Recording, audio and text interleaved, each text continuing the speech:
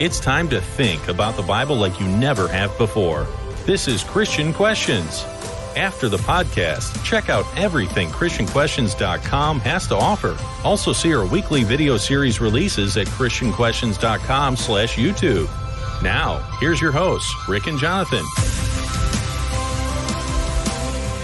Martin Luther King Jr. once said, "Man must evolve for all human conflict, a method which rejects revenge, aggression, and retaliation. The foundation of such a method is love." I'm Rick, and this is not your typical Christian commentary as we look at Bible-related topics from a different perspective. Joining me, as always, is Jonathan, my co-host for more than 2 decades. This podcast centers on godly principles, family values, and honest dialogue in a politically free zone. So, Jonathan, what's our episode for today's topic? What's our topic for today's episode? Well, Rick, our question is, can biblical strategies resolve serious conflicts? Part 1.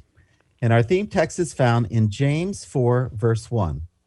What is the source of our quarrels and conflicts among you?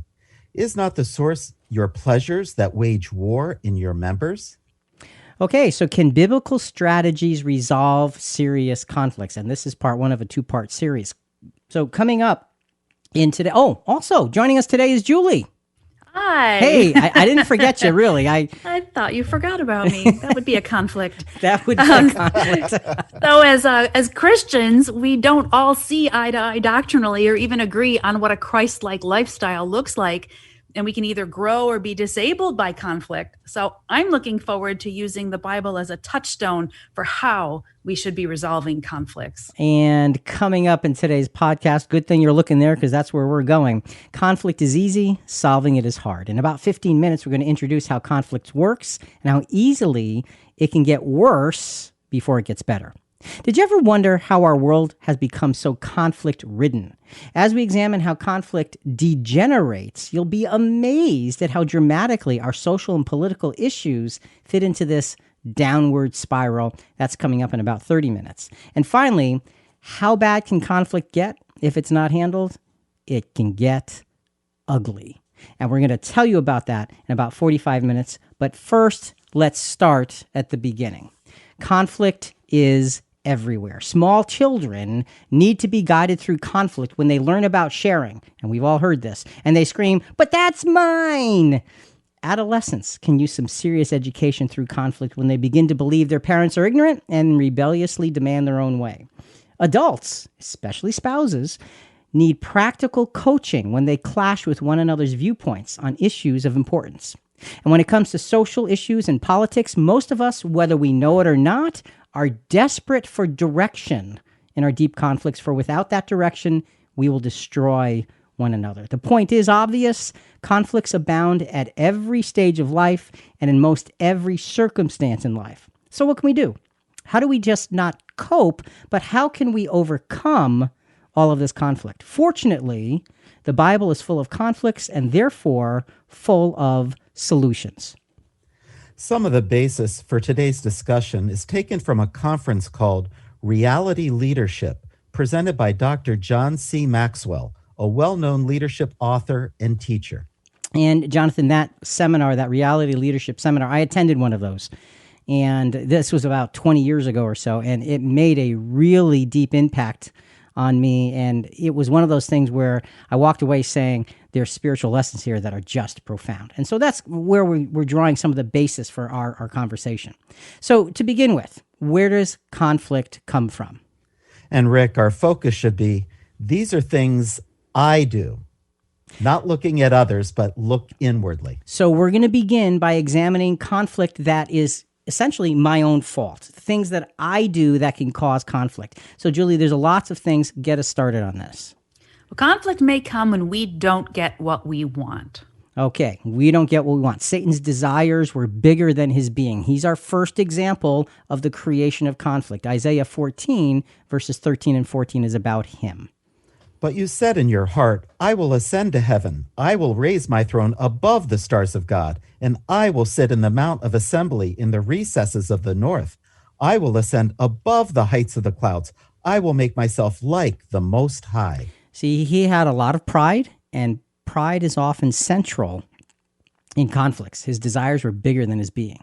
What's another way I can create conflict? Conflict can come when we put our impulses above our good sense. Okay, impulses above our good sense. Let's look at Eve as an example. She made an impulsive choice in the moment rather than relying on previously plainly stated truth of God's will. Genesis 3:6. When the woman saw that the tree was good for food, and that it was a delight to the eyes, and that the tree was desirable to make one wise, she took from its fruit and ate, and she gave also to her husband with her, and he ate. Okay, so impulsive action is going to feed conflict. We act impulsively, and look, we all do this. Julie, what else? Conflict may come from resentment. Cain is a good example here. Cain was given a solution to his unacceptable sacrifice, but he instead acted out of jealous resentment, and the result we all know was really pretty awful. Genesis chapter 4, verses 5, 8, and 9. But for Cain and for his offering he had no regard. So Cain became very angry, and his countenance fell. Cain told Abel his brother, and it came about when they were in the field, that Cain rose up against Abel his brother and killed him. Then the Lord said to Cain, "Where is Abel your brother?" And he said, "I do not know. Am I my brother's keeper?" So here we can see that resentment magnifies conflict. So we're listing out several ways that I can contribute to conflict. I don't get what I want, take my impulses over our good sense, resentment. What else, Julie? Conflict may come when our choice of words is not clearly understood. Okay, there's a lot here, and we're just trying to touch on these things very lightly to lay us some groundwork. Let me give you an example. So I'm concerned about you, Jonathan, and so I say to you, Jonathan, what's wrong with you? Does that show concern? Well, a little. Or, man, what is wrong with you? Yeah. Versus saying, so Jonathan, what's troubling you?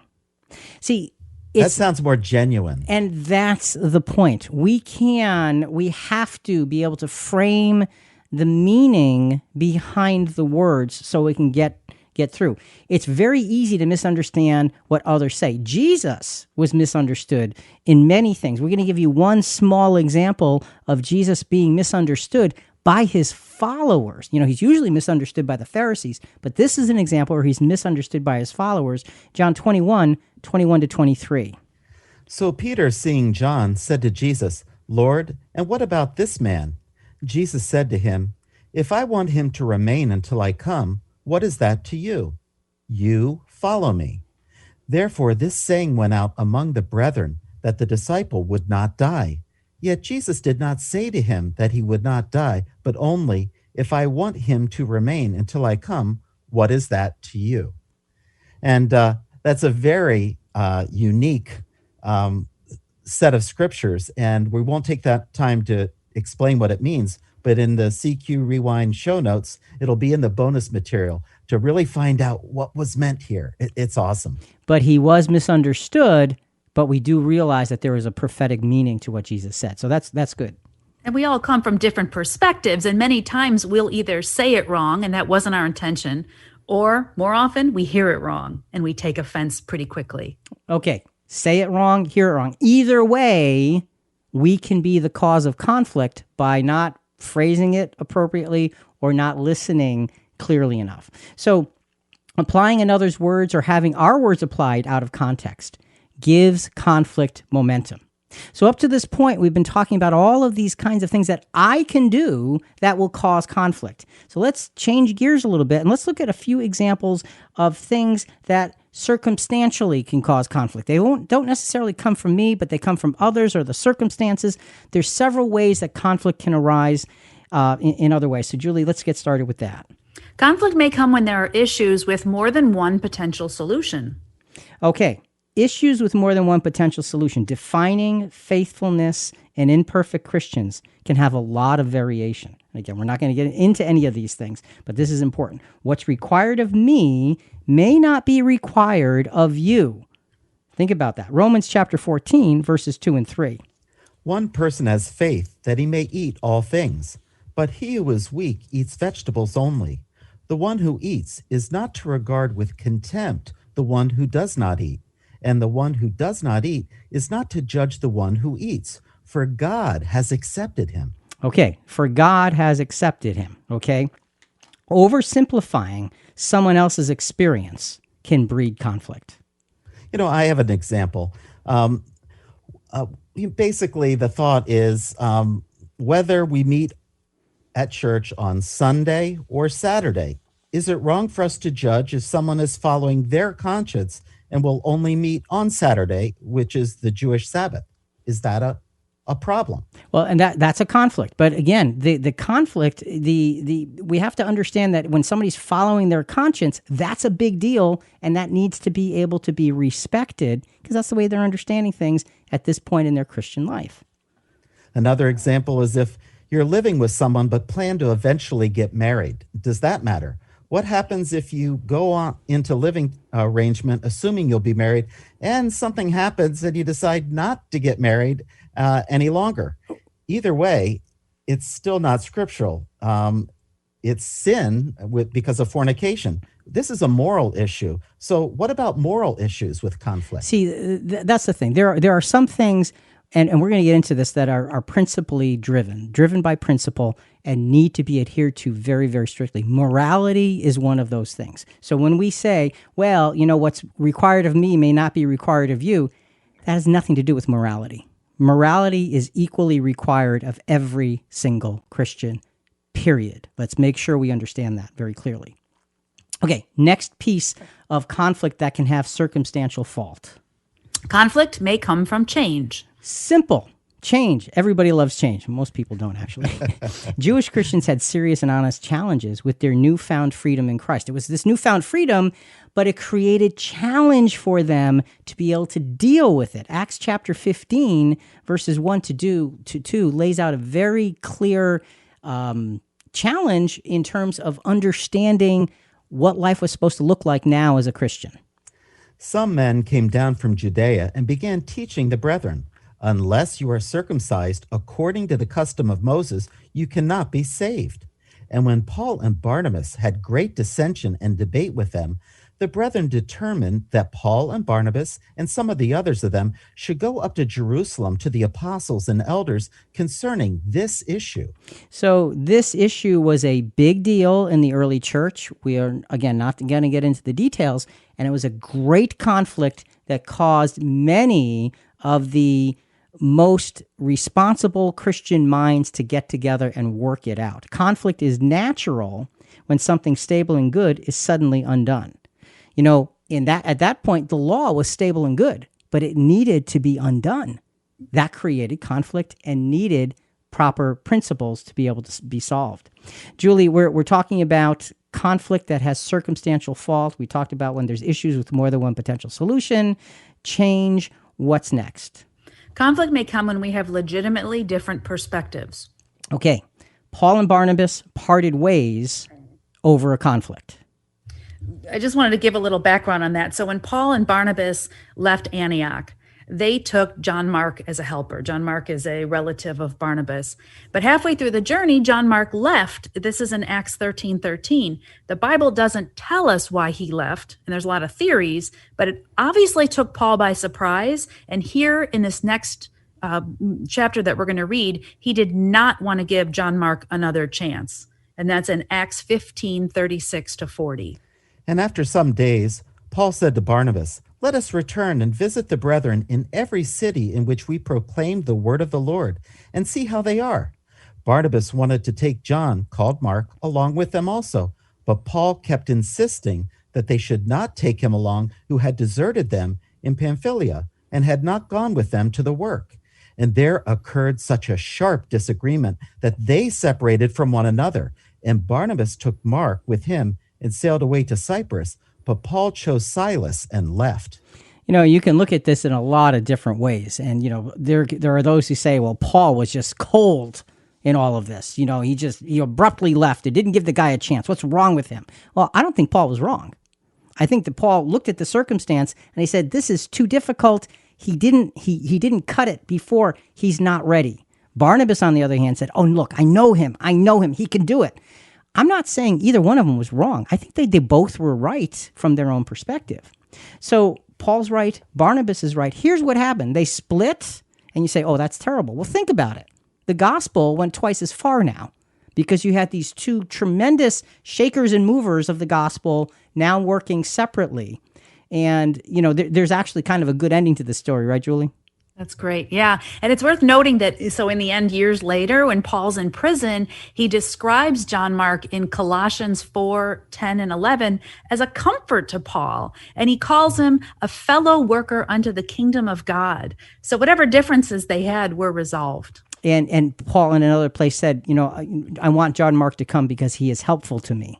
So you see that this was a difficulty that did get a resolution because everybody had the right ends in mind in this, and we're going to get into that in a moment. So we're wrapping up now the conflicts that have circumstantial faults. Julie, there's one more we want to touch on. Conflict often thrives on what we say, which reflects how we feel. What we say reflects how we feel. Got to be really careful with this. James chapter 3, verses 2 and then 10 through 12. For we all stumble in many ways. If anyone does not stumble in what he says, he is a perfect man, able to bridle the whole body as well. From the same mouth come both blessing and cursing. My brethren, these things ought not to be this way. Does a fountain send out from the same opening both fresh and bitter water? Can a fig tree, my brethren, produce olives, or a vine produce figs? Nor can salt water produce fresh. Conflict often thrives on what we say because it reflects how we feel, and we're off center. We have to realize that can happen to you and create a conflict right in front of you. So there's lots of ways that conflict can come to us from ourselves and from external circumstances. So as we wrap this up, Jonathan, these are quick examples of how conflict can come into our lives. What's our conflict clarity for this segment? Conflict thrives because we are conflicted beings. Whether we cause it, contribute to it, or it has come to us, we must learn to manage it in a God-glorifying way. Conflict is going to happen because we're sinful, we're conflicted, and we need to understand this is how it all works. Again, so conflict happens. It doesn't matter if we're outspoken or spend time hiding. Conflict will always find us. Conflict is here to stay in this life. So, how do we keep it from overwhelming us when we face it? Our CQ crew is always giving you podcast extras, like our exclusive weekly newsletter that highlights featured episodes you may not have discovered yet, video content you may not have seen yet, CQ Rewind show notes, extra Bible study questions, and social media highlights, all packed into an easy-to-follow email inbox delivery. Sign up now by texting CQ Rewind to the number 22828. That's CQ Rewind with no spaces. Text to the number 22828. We never sell or give away your information, and you can unsubscribe at any time. It's easy, so just send us a text and you'll be subscribed.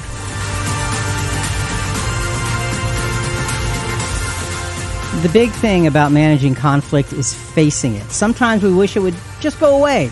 Other times we think, well, if we ignore it, we won't have to deal with it. Now, look, we all know these approaches won't work. So let's focus ourselves on recognizing the degrading stages of conflict. And that's really what we're going to focus in on here, the degrading stages of conflict. To do that, we need to look at the relationship between Jesus and the Pharisees and how it degenerated as time went on. Didn't degenerate because of what Jesus did or taught, but because of what the Pharisees did as they continued to close their hearts and their eyes to the truth that was so obviously before them. So if you really want to manage serious conflicts, you absolutely need the following understanding that we're going to begin to lay out here. And we wanted to read part of a message from Tony H. from Wisconsin. He emailed us at inspiration@christianquestions.com. And he said, I just wanted to comment based on the title of tonight's episode that conflicts can be resolved via having a Christ-like attitude in mind. My thinking and temperament has been transformed by applying the Beatitudes in my life. I've learned to quickly apply a percentage value to how much any given thing matters. And if it doesn't matter, I can let it go. I thought that was really a great comment. You apply a percentage value, and if it's not high enough, not worth it. Thanks, Tony. And there's lots of ways to contact us. You can email us again at inspiration@christianquestions.com, or contact us at our website, or message us through the CQ app, or we even have live chat with other listeners throughout the podcast on both our website and our app. Okay, lots of ways to contact. And you're right. Very, very well stated. Putting things in perspective, attaching a value. Is it worth it? And we're really going to get into that in a lot of details as we go through this exercise and understanding the 5 degenerating stages of conflict. We're going to start with a soundbite from The Dangers of Tribalism by Kevin De La Plante. He was a college professor, and he uses his college professor approach to taking things apart. You can really hear this. We're going to be going back to him throughout the podcast. And he's going to be talking about polarization. And in this particular soundbite, polarization's dark side. Now, there's an obvious dark side to polarization. It's not hard to see how increasing polarization in our tribal psychology can lead to serious social and political problems and a distorted perception of the world. Here are 2 groups that are intermixed. They live and work together. I've drawn one as lighter green and the other as darker green. Let's assume that they disagree on some fundamental principles. They could be liberals and conservatives, Protestants and Catholics, vegetarians and non-vegetarians. It doesn't really matter. What matters is the character of the disagreement, how disagreement is interpreted and managed. How it's interpreted and managed. So this is going to get us into these degenerating stages of conflict. Now, as we present each stage, there are 5. The first one is the best kind. The last one is the worst kind. We're going to present to you what we call a conflict management reality statement. And this statement is cold, hard truth that if you're going to deal with conflict, honestly and truly, we each need to be able to accept this into our own hearts. We're going to end each of these stages of degenerating conflict with a conflict clarity question to give us a sense of, where am I? So before we get to this first stage, which is the best stage of conflict, here's our conflict management reality statement. Every personal opinion, preference, passion, or principle that I hold can become the center of conflicts in my life. I must always remember that as I have these opinions and preferences and passions and principles, so I must recognize that others will have them as well. If I don't give you the same latitude to have opinions and preferences and passions as well as principles that you abide by, I am not being fair, and I will never be able to resolve conflicts with others. This is important to understand. So, Julie, what's the first stage of conflict? This is the best kind of conflict we can have. Well, the first stage is the remedy stage, and this is the desire. We have it to fix the problem, and we have a commitment to fix that problem, and we believe it can be solved, and we have honest communication still at this stage. A lot of people are so uncomfortable with any kind of conflict that they avoid it at all costs. But that's when things fester and we can become irritated or passive aggressive or resentful when it could have been remedied. So we aren't saying avoid all conflict. Conflict can be good because we can learn and grow. As a matter of fact, conflict is necessary to learn and grow. Let's not forget that. Now look, at this remedy stage, 80 to 85% of conflicts can be solved at this level. So you want to focus in on, hey, what goes on here? And Julie, you already mentioned commitment to fix the problem, belief it can be solved, honest communication. Well, let's take a look at a scriptural example. The Pharisees in Mark 2:15-17, they ask a simple and what potentially could be a very honest question. Now, I want to preface this by saying it wasn't an honest question. But for the sake of understanding the stages of conflict, let's pretend that they were sincere in this question, and we'll see. You can see what it could have done for them. So, Jonathan, Mark 2:15-17. And it happened when he was reclining at the table in his house, and many tax collectors and sinners were dining with Jesus and his disciples, for there were many of them, and they were following him. When the scribes of the Pharisees saw that he was eating with the sinners and tax collectors, they said to his disciples, "Why is he eating and drinking with tax collectors and sinners?" And hearing this, Jesus said to them, It is not those who are healthy who need a physician, but those who are sick. I did not come to call the righteous, but sinners. I had not noticed this before, but did you see what just happened here? Jesus is within earshot because he hears them. But instead of asking Jesus the question, hey, why are you eating with sinners? They buzz, buzz, buzz to the disciples instead of going to the source. They didn't want the answer. They just wanted to judge. And if this were an honest question, it could have stimulated thought and discussion. But no, that wasn't their intent. Right. And see, that's why we use it as a great example, because it's a good question. Why is Jesus eating with and drinking with tax collectors and sinners? And if they would have asked Jesus, hey, why are you doing that? We're confused. That's an open invitation for dialogue. But no. Like you said, I don't know how you said it. It was kind of good. Buzz, buzz, buzz, whatever it was. Buzz, buzz, buzz. Okay. They just went, they went the wrong direction. And that would have been a way to stimulate communication. That's how you remedy conflict. You stimulate honest response by asking honest questions. So, Jonathan, conflict clarity question for us as we look at this remedy stage. When I see something that conflicts with my personal opinions, preferences, passions, or principles, what questions do I ask and how do I ask them? Okay. It's not about just what I ask. It's also about how do I ask it? What is in my mind and my heart when I'm asking that question, when I see something that conflicts with all of these parts of me? So the remedy stage is the best stage. You want to live there when you have conflict. Unfortunately, most of us go whizzing by this in a really fast car, and we end up in different places. So before we get to the second stage of degenerating conflict, let's go back to the dangers of tribalism. Kevin De La Plante, and he had talked in the first stage about polarization. Now he's going to talk about some of the lower levels of polarization. With lower levels of polarization, all other things being equal, there's more tolerance for disagreement. We recognize that in spite of our differences, there's still a great deal of common ground between us. And we can use that common ground as a basis for constructing a social space where we can live and work together peacefully. Our differences don't prevent us from being respectful and even friendly to one another. I see you as holding different views from me on some issues, and I may disagree with your reasons, but I never question your capacity to reason or your entitlement to be treated like a human being worthy of respect and dignity. Now, isn't that nice to have that? There's trouble, there's conflict, but I see you having the capacity to reason. Well, now we're going to kind of start to leave that behind, unfortunately. And folks, honestly, this is the direction that most of our conflicts go. So, Julie, well, first of all, before we ask you, you had something after that. Yes. I just thought, wow, does that sound like American politics right now, where we question your capacity to reason and your entitlement to be treated like a human being? It's a nightmare out there.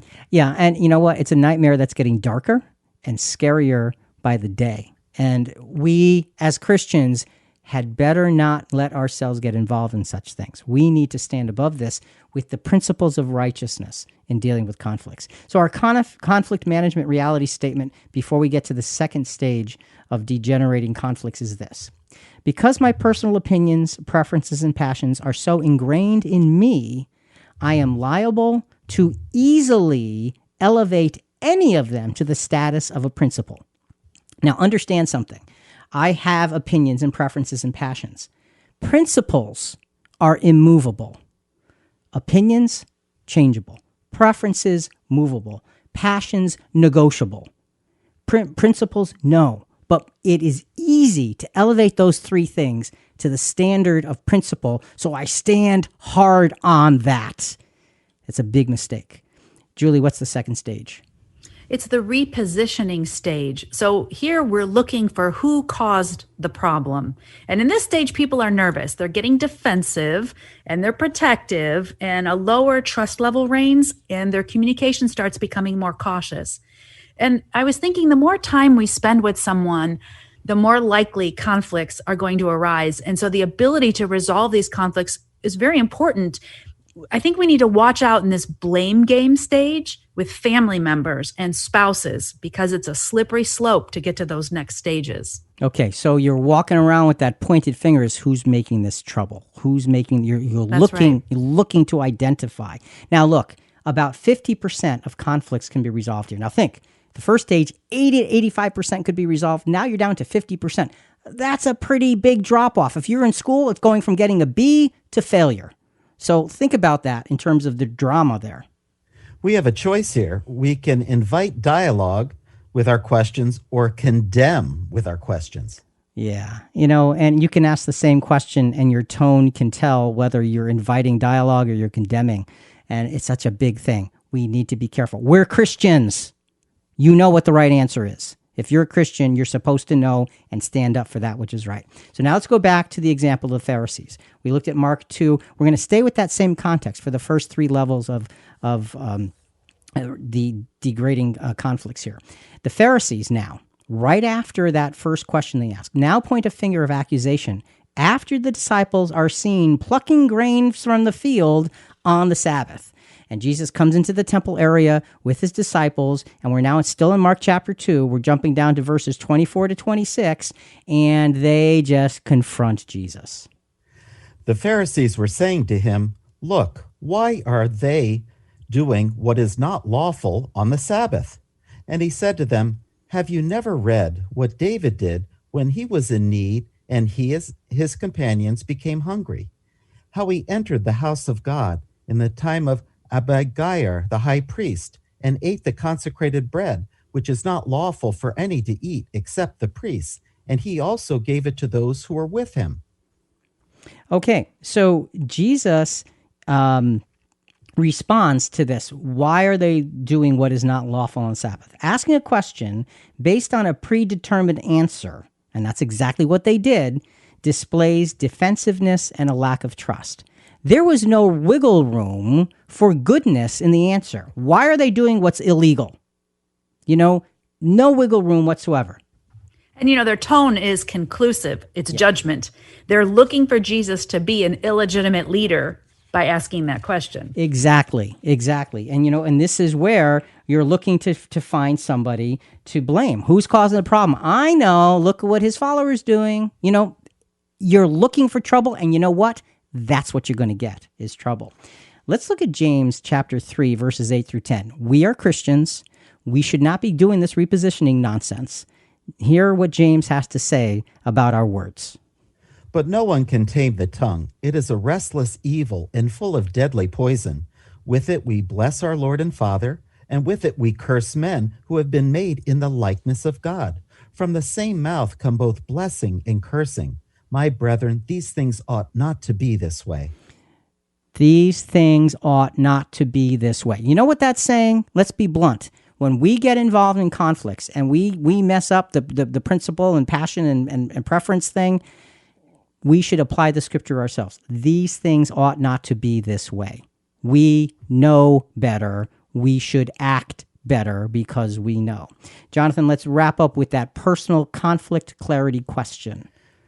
When I'm faced with something that conflicts with my perceived principles, do I begin to draw conclusions before I seek more information? And Rick and Julie, this is not about winning and losing. We're not trying to win an argument. We're trying to understand the other person's perspective. This can be hard for competitive people. Mm-hmm. Unfortunately, that is something I need to work on. Okay, it's not about winning and losing. And that's the thing we need to understand. It's about understanding, and it's about communicating, and it's about growth. That's what this is about. And just realize my methods of conclusion can sow seeds of clarity, and that's good, or seeds of chaos. You choose by how you show your conclusions.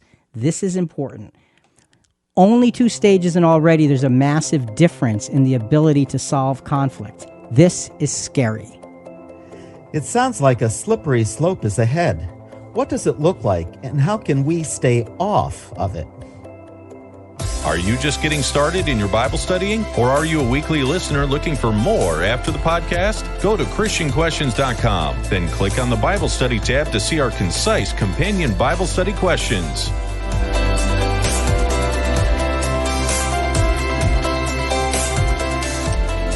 These are not called the 5 degenerating stages of conflict for nothing.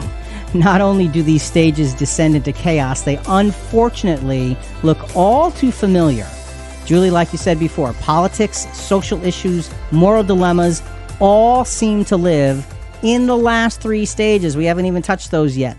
This shows us how desperate we are as a society for godliness. We are so far off.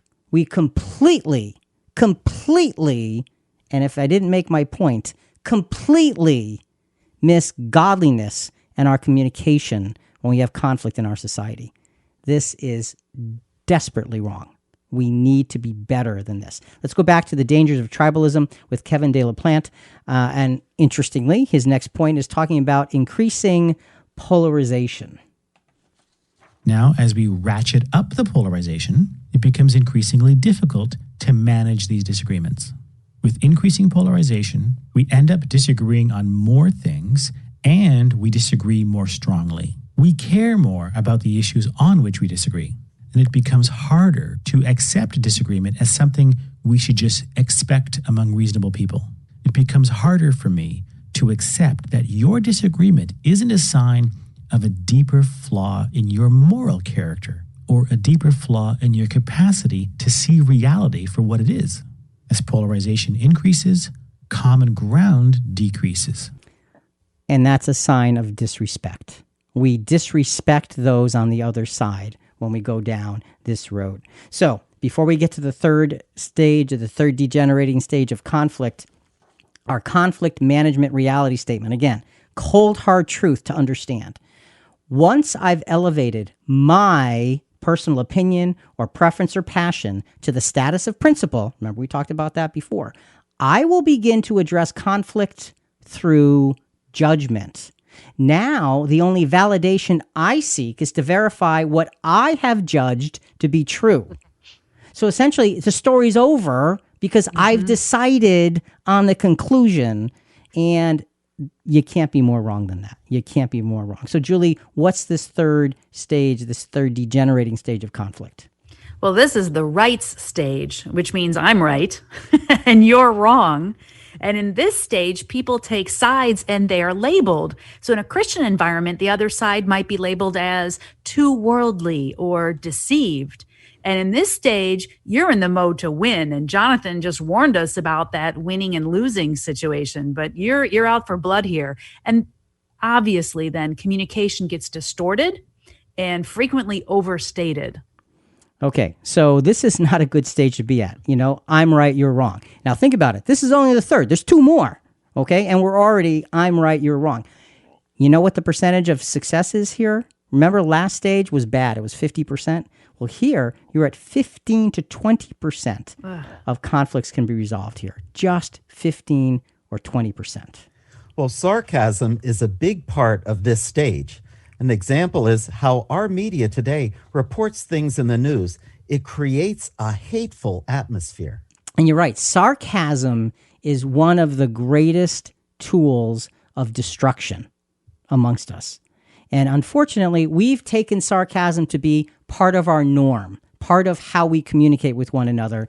And when we are in a conflict area and we start to use sarcasm, all we're doing is stabbing. We're stabbing somebody else in the heart is what we're doing. And you know what they're going to do? They're going to stab us. And you know what you end up with? A lot of blood and 2 dead people. That's what you end up with. And it's never going to bring you anywhere good. Go ahead. And more than 2 people can be affected by unresolved differences.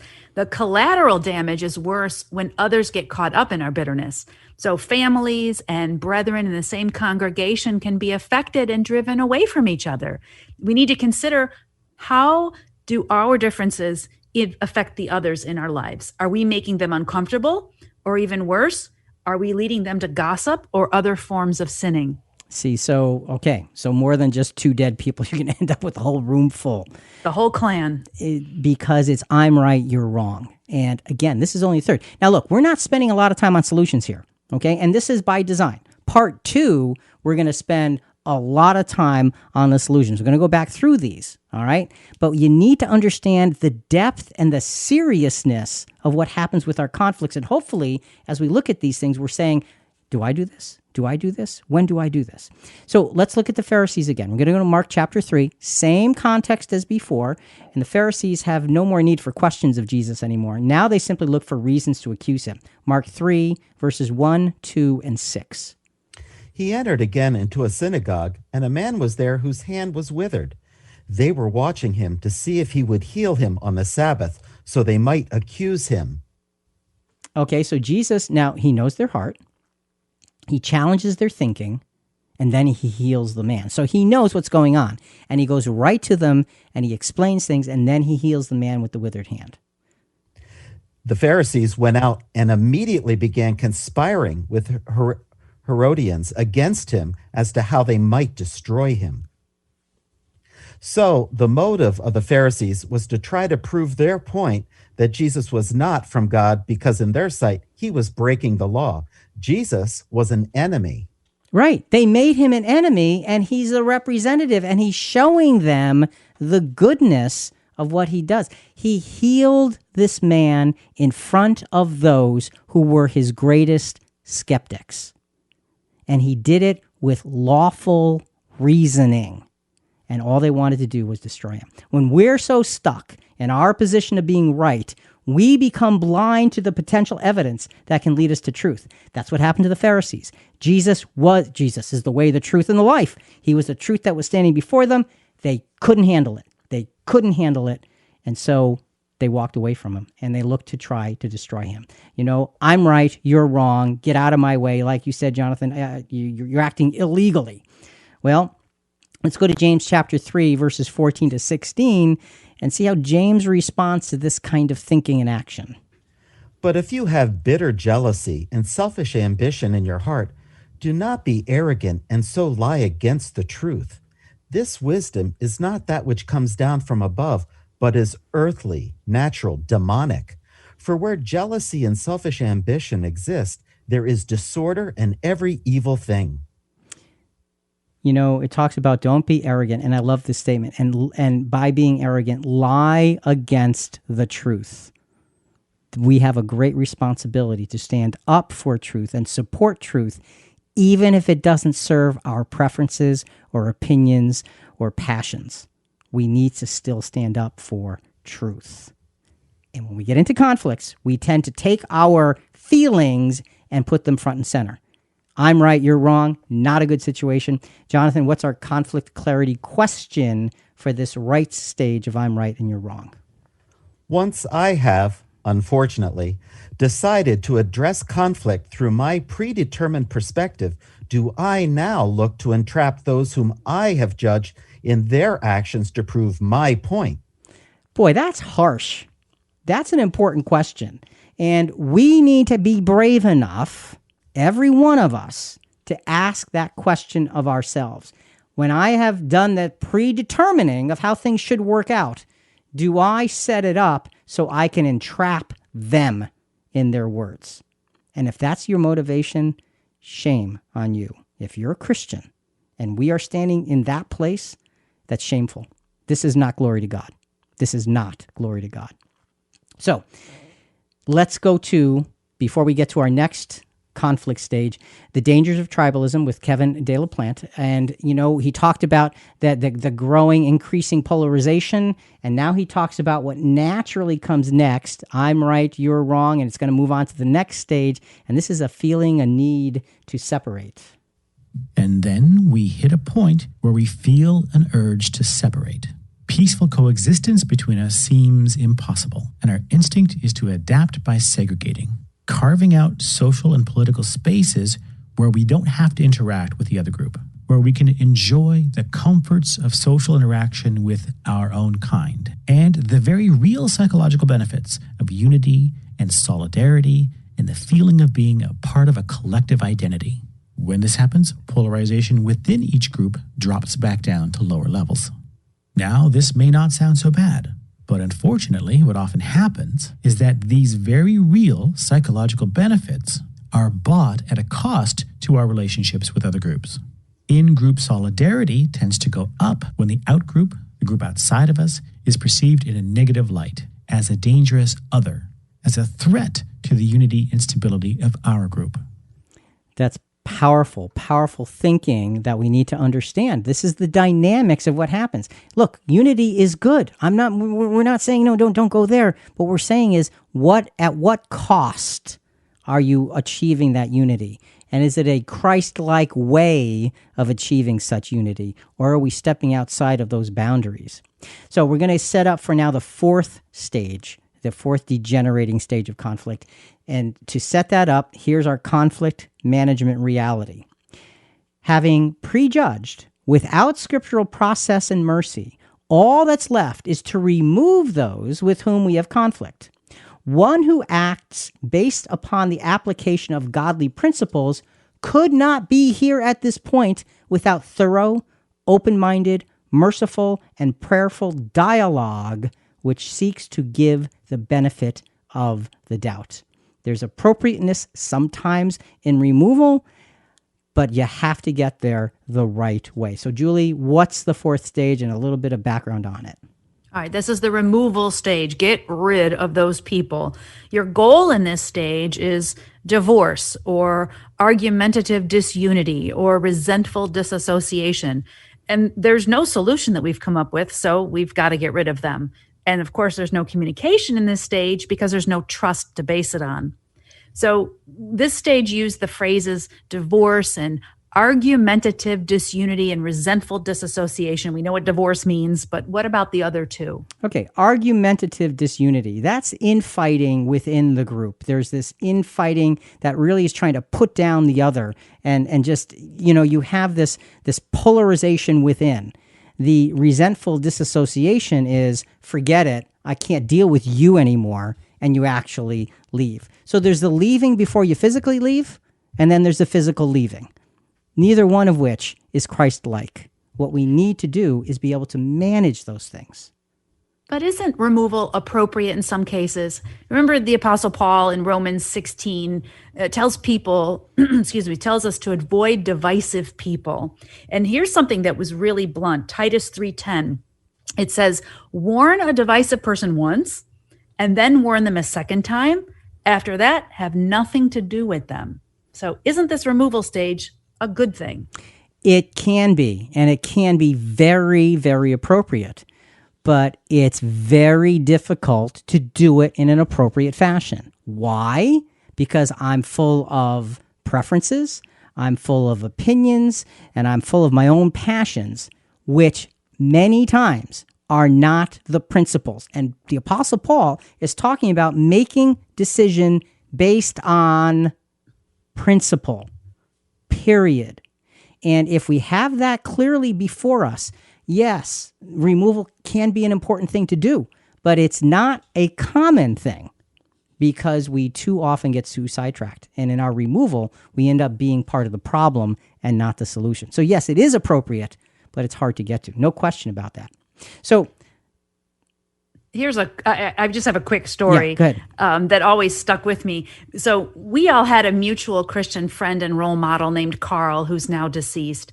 And his life was wholly devoted to God. And with doctrinal conflict, one piece of advice he had was to admit the validity of the other's arguments. Our goal, he said, should be to search for truth, not defend our position. And he and his brother-in-law, Jim, also a completely devoted Christian, they were taking a trip from Chicago to California. That's a long trip. And what? That's a long trip.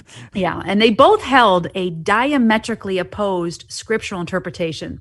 And they spent the car ride so thoroughly listening and reviewing each other's position that by the time they reached California, they flipped 180 degrees and now each held the other person's original understanding. That's pretty funny. That is crazy. And it was an enjoyable and profitable trip because they had such great respect for each other and for the words of the Lord. And they never did see eye to eye on the issue, but they still had unity and peace, and they thoroughly understood the arguments on both sides. That's very valuable to me. And that's why removal is important at times, but it can be avoided.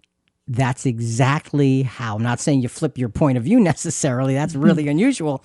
But to have that mutual respect, that's how you work through difficulties. So, now look here.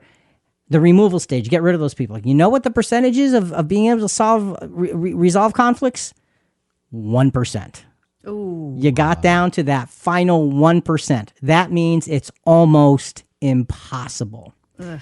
Let's take a look at, going back to the Pharisees, we're moving on to a different account now. This is Mark 12:12-14. The Pharisees now seek Jesus' removal because he's just too much trouble, and they've had enough, and he's in their way, so here's what happens. And they were seeking to seize him, and yet they feared the people, for they understood that he spoke the parable against them. And so they left him and went away. Then they sent some of the Pharisees and Herodians to him in order to trap him in a statement. They came and said to him, "Teacher, we know that you are truthful and defer to no one, for you are not partial to any, but teach the way of God in truth. Is it lawful to pay a poll tax to Caesar or not?" Okay, now look, now stop. You know, there's such deep hypocrisy in the question. They're posing a question to sound so sincere and so genuine. Well, Jesus knows this. He calls out their hypocrisy, and he gives a powerful and unexpected answer. Acting in this manner that the Pharisees acted in revealed the enormous flaw of being driven by emotion and pride while ignoring any clarity of truth. The question is, do I do this? Do we do this when we are looking to get rid of those others? Let me pretend to be interested so I can nail them and get rid of them finally. I mean, think about that. In the removal stage where we said there's no solution, get rid of them, I was thinking of a personal experience with a family member. In my case, we cannot associate with them due to their mental illness and verbal and physical violent tendencies. In some cases, it is appropriate to not have someone to be part of your life, though it's heartbreaking. If proper steps were taken by them, we would be willing to dialogue again. First, professional psychiatric therapy, prescribed medication, and asking forgiveness for harm caused to family members. But, you know, that's a tall order. We may have to wait for Christ's kingdom. It's here when we want to pray for strength to endure what we cannot cure. Because some conflicts just can't be resolved at this time. And so what you do is you graciously accept that with grace. That's the thing that gets missed all the time in our conflicts. James chapter 4, 1-3 gets right back to what's going on, what's going wrong. Well, James really kind of gives us an earful right here. What is the source of quarrels and conflicts among you? Is it not the source, your pleasures that wage war in your members? You lust and do not have, so you commit murder. You are envious and cannot obtain, so you fight and quarrel. You do not have because you do not ask. You ask and do not receive because you ask with wrong motives, so that you may spend it on your pleasures. James is talking to fellow Christians. If they, at that point, could have been that far off, folks, imagine how far off we can be now. We need to look this right in the eye and decide, am I going to be a Christian standing for righteous principles, or my own passions and principles and passions, preferences, and opinions? Decide what is most important. What's our conflict clarity question that we have to ask ourselves here, Jonathan? Do I even recognize it when I'm here in this miserable and dark state of satanic thinking and behavior? When I am in this condition and I look for Christ in me, what will I find? That's a powerful question. If I'm in this place, in this position, and this is my thinking, if I look for Christ in me, what is really there? Folks, we have to take this seriously. And again, we're not spending a lot of time on solutions here. And you say, well, how come? Because you need to understand the depth of the problem. It's huge, and it gets worse. We're only at 4. There's another stage coming. We need to be clear that I'm not going down this road. I'm just not going down this road. That's why part 1 is going the way it's going. If we're not disturbed to our very core by all of this, then it's obvious our spiritual conscience is severely damaged. How can it get any worse than this? What else can be possibly added to conflict's tragic results? We're rolling out new series content this year. Multiple episodes on one topic over consecutive weeks, such as, what do we do when the Bible seems to contradict itself? Go to ChristianQuestions.com and search for Bible contradictions to see the full series of episodes, and stay tuned for more new episodes and more new series releases at ChristianQuestions.com.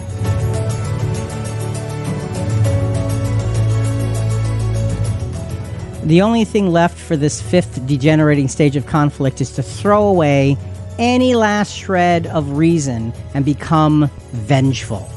As harsh and as over the top as this might sound, we'd ask you to look around at the world right here in our present day. Are we not becoming angry, vile, and vengeful? I mean, seriously, are we not going down that road? And somehow or other, it has become commonplace, and somehow or other, it's even become acceptable. Folks, as Christians, this is not acceptable. It just isn't. We need to stand on higher ground. One last time to the dangers of tribalism from Kevin De La Plante.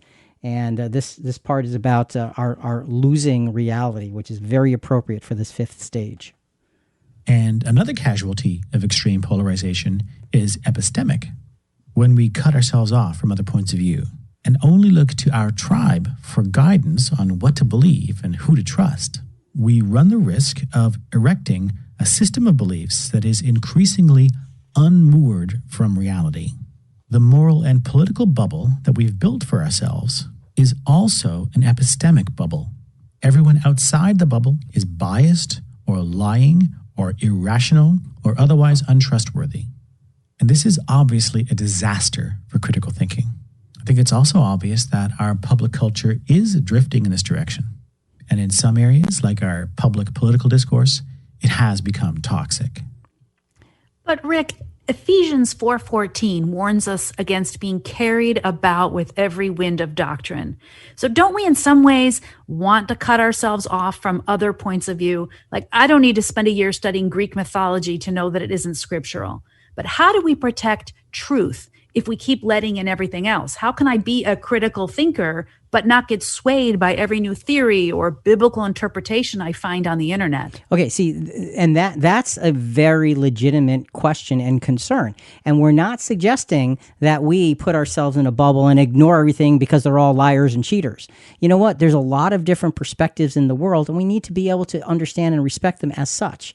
However, like you said, as Christians, we need to choose the things that we're going to spend our time on. What is the source that we want to look to primarily to find the things we're going to spend our time on? It's God's word. That's right. Okay. And especially if you're a young Christian and there's lots of other things around, you want to latch on to someone who's got spiritual maturity to help you navigate through those things. And when those things come up, it's important to ask the questions. But ask them of somebody who's been around a little bit, who's got spiritual wisdom and experience to help you navigate. You know, so we're not saying ignore everything. What we're saying is choose carefully. Make sure that your mind and your heart and your conscience is being fed by those things that will uplift you toward God and not toward fleshly thinking and desires. So no, Julie, we don't say cut everybody and everything off and make them all liars. What we do say is choose carefully what we spend our time and effort and emotion on, and do that, especially if you're young, with someone who you can truly respect, who has spiritual guidance and wisdom. And prove all things. Prove all things. And hold Absolutely. fast to that which is good? Is that what the scripture says? That's what it says, and that's the answer right there. Okay, our final conflict management reality for our final stage here. Once I have abandoned righteous and biblical principles, because that's what's been happening in this whole process, in exchange for the evil of, now there's going to be three things. The evil of, first, accusation without listening. Second, judgment without justice. And third, condemnation without mercy. And that's what's been happening. I must realize that it is I who goes before the judgment seat of God through Christ. I have written my own ticket to be judged by doing this. Folks, don't underestimate the power of all of this. What's this last stage, Julie? This is sad. This is the revenge stage where we are going to make someone pay. And this is really the sorry end result of godless thinking, because in this stage, people turn into fanatics. They're really fighting a religious war, and it now becomes almost immoral to stop the fighting. So now we're sinning in all kinds of ways. Not good. For more on the topic of how to manage revenge, see episode 971, How Sweet is Revenge? Yeah, and the answer is not very, just giving you a heads up. What we want to do is understand that when we're out to make someone pay, we really have taken God's judgment into our hands. And here's a hint. God's judgment belongs in his hands ever and always, never in ours. Example of the Pharisees. They became a runaway train now as they sought Jesus' life with full force. We're going to go to John 11, verses 47 to 50 and verse 53. This is after the raising of Lazarus. This was a dramatic statement of the power that God gave Jesus, and the Pharisees had had enough. Therefore, the chief priests and the Pharisees convened a council and were saying, "What are we doing?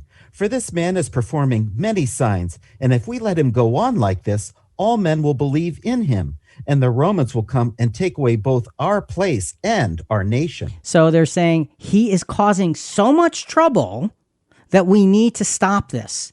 And the interesting thing is, it was all about us, our place, our nation. He's going to take all of these things from us. Wait, isn't he God's representative? Didn't they kind of forget that minor detail? The Son of God himself is right there. But one of them, Caiaphas, who was high priest that year, said to them, "You know nothing at all, nor did you take into account that it is expedient for you that one man die for the people, and that the whole nation not perish." So Caiaphas is basically saying we need to be rid of him to save the people. This is our magnanimous effort to save the people. And it's interesting that Jesus did die for the people, but for a much bigger, better, more powerful, godly reason than they could ever imagine. And what's their conclusion here? So from that day on, they planned together to kill him. So it became a plan. It wasn't a discussion. It wasn't a thought. This was now a plan. This is that revenge stage. Make someone pay. Now, a pattern of mishandling conflict can shockingly and easily bring us to personally becoming a human weapon of mass destruction. That's what the Pharisees became, and we submit to you that when we mishandle conflict, that is what we can also become. Human weapons of mass destruction. By trying to beat it down on others and make them pay, we are not doing anything that even remotely resembles Christ-likeness. James 4, verse 4 really kind of lays it out very strongly for us. "You adulteresses, do you not know that friendship with the world is hostility toward God? Therefore, whoever wishes to be a friend of the world makes himself an enemy of God." And this makes me think of the evil in our history that created scapegoats, blaming others for the wrongdoings, mistakes, and faults of others. In the Dark Ages, Catholicism would harm anyone that didn't believe as they did. During the Holocaust, the Germans blamed everything on the Jews and did the worst atrocities to fellow human beings in our history. And in our day, politics is doing the same thing. They accuse the other party that it is their fault for the condition of the world. We should never forget that Jesus died for everyone, even those others that think differently than us. Even the ones that think differently than us. You know what? He died for them too. And for us to take the attitude of make them pay, got to realize that Jesus already paid for them. And what we're trying to do is undo the beauty of the gift of life that Jesus presented in the ransom. So, folks, these are those 5 degenerating stages. One last conflict clarity question we have to ask ourselves. Have I ever traveled down this slippery slope of darkness and ego, even in the small conflicts in my life? Let's be honest. Have I ever gone down to this point where I just want to get rid of them because my hatred for them or what they stand for is overwhelming me? Is that really Christ-likeness? Come on. We need to be so much better than this. So look, when conflict is allowed to degenerate, the results, obviously, according to what we've just said throughout this podcast, the results are tragic. If we find that we've allowed this process to progress, let's follow what James tells us to do. Now, all along, James has been laying out the degenerating stages for us. James chapter 4, folks, write this down, okay? James chapter 4, verses 7 through 10. These verses are actually going to be the basis for part 2 of this conversation, because in these verses, they lay out the remedies for each of the stages, the ways to work through things. So if you want to get a sense of what we're going to talk about, here's where we're going to start with part 2. Jonathan, James 4, 7 through 10. Submit, therefore, to God. Resist the devil, and he will flee from you. Draw near to God, and he will draw near to you. Cleanse your hands, you sinners, and purify your hearts, you double-minded. Be miserable and mourn and weep. Let your laughter be turned into mourning, and your joy to gloom. Humble yourselves in the presence of the Lord, and he will exalt you. A lot there, a lot of basic principles that are very, very solution-oriented for all of these stages of conflict. You know, we've got to always remember who we are, what our privilege is, and especially what's expected of us when we're faced with conflicts in our lives. One last scripture before we close. Jonathan, Colossians 3, 12 to 14. So, as those who have been chosen of God, holy and beloved, put on a heart of compassion, kindness, humility, gentleness, and patience, bearing with one another and forgiving each other. Whoever has a complaint against anyone, just as the Lord forgave you, so also should you. Beyond all these things, put on love, which is the perfect bond of unity. So as we begin to wrap this up, folks, the idea is, am I different than those around me? Do I stand for something that's higher, more wholesome, more valuable, more spiritual, and more mature than the average person when it comes to the conflicts of life? Because there's lots of them. Social media is rife with conflict. Why? Because it's all emotional. And when we take our emotions, they become our principles, and we go down this whole road. Here's the problem. Because conflict is primarily founded on our words, and social media is full of words, our words lead to action. Its resolution is also primarily founded on our words. Conflict can only be resolved with genuine and serious communication. And part 2 is going to be focused on understanding how to be actual peacemakers and not just peacekeepers. You know, we do this whole thing about keeping the peace because we gravitate toward those in our own tribe, and we look down upon those on the outside because it makes us feel good on the inside. Wrong, wrong, wrong. Jesus never did that, and he would never teach us to do that. And when we walk down that road, we are walking away from our Lord. If you're a Christian, do you want to walk toward Jesus or away from him? Choose you this day whom you will serve, your own emotions or Lord and Savior Jesus Christ when you deal with conflict. Think about it. Folks, listen, we really do want to hear from you. Give us your feedback or send us your questions on this episode and other episodes at ChristianQuestions.com. Also, a big part of spreading the word about our program is subscribing to Christian Questions in iTunes or Apple Podcasts, Google Podcasts, Stitcher, whatever your favorite podcast channel is. Please rate us and review us. We'd greatly appreciate it. Now, coming up next week, not going to be part 2, but we're actually going to add to the fire so part 2 is even more impactful. Next week, is your COVID-19 Christianity still being tested? A lot to talk about there. We'll talk to you next week.